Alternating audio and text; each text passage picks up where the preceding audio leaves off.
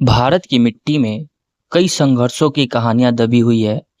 ऐसी ही एक कहानी है 1859 के नील विद्रोह की, जब गरीब किसानों ने अंग्रेजों के अत्याचार के खिलाफ आवाज उठाई और इतिहास में एक नई क्रांति की शुरुआत की।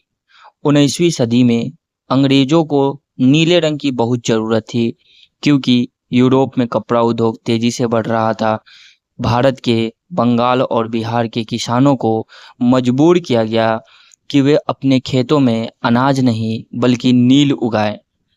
उन्हें पहले ही थोड़े पैसे देकर कर्ज में फंसा दिया जाता था और फिर उनसे बहुत कम कीमत पर नील खरीद लिया जाता था।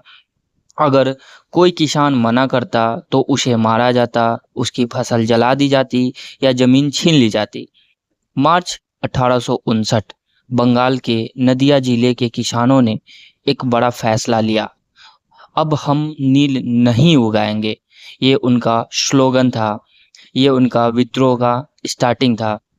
यहीं से शुरू हुआ नील विद्रोह। हजारों किसानों ने एक साथ अंग्रेजों के खिलाफ खड़े होकर नील की खेती करने से इनकार कर दिया। यह आंदोलन तेजी से पूरे बंगाल में फैल गया। किसानों को स्थानीय जमींदारों और शिक्षित लोगों का भी समर्थन मिला। कुछ जगहों पर नील के कारखानों पर हमला हुआ, लेकिन ज़्यादातर आंदोलन शांतिपूर्ण था। यह भारत का एक ऐसा विद्रोह था जहां एकता और हिम्मत ने अंग्रेजों को चुनौती दी। इस आंदोलन को और ताकत मिली एक नाटक नील दर्पण से, जिसने अंग्रेजों के अत्याचार को दुनिया के सामने ला दिया।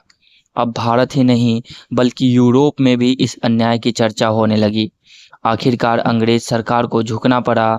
1860 में इंडिगो कमीशन बनाया गया, जिसने माना कि किसानों को जबरदस्ती नील उगाने पर मजबूर नहीं किया जा सकता। नील विद्रोह ने साबित कर दिया कि जब किसान एकजुट होते हैं तो बड़े से बड़ा साम्राज्य भी हिल सकता है। यह विद्रोह आगे चलकर महात्मा गांधी के आंदोलन की प्रेरणा बना और भारत की आज़ादी की लड़ाई में एक मजबूत नींव रखा।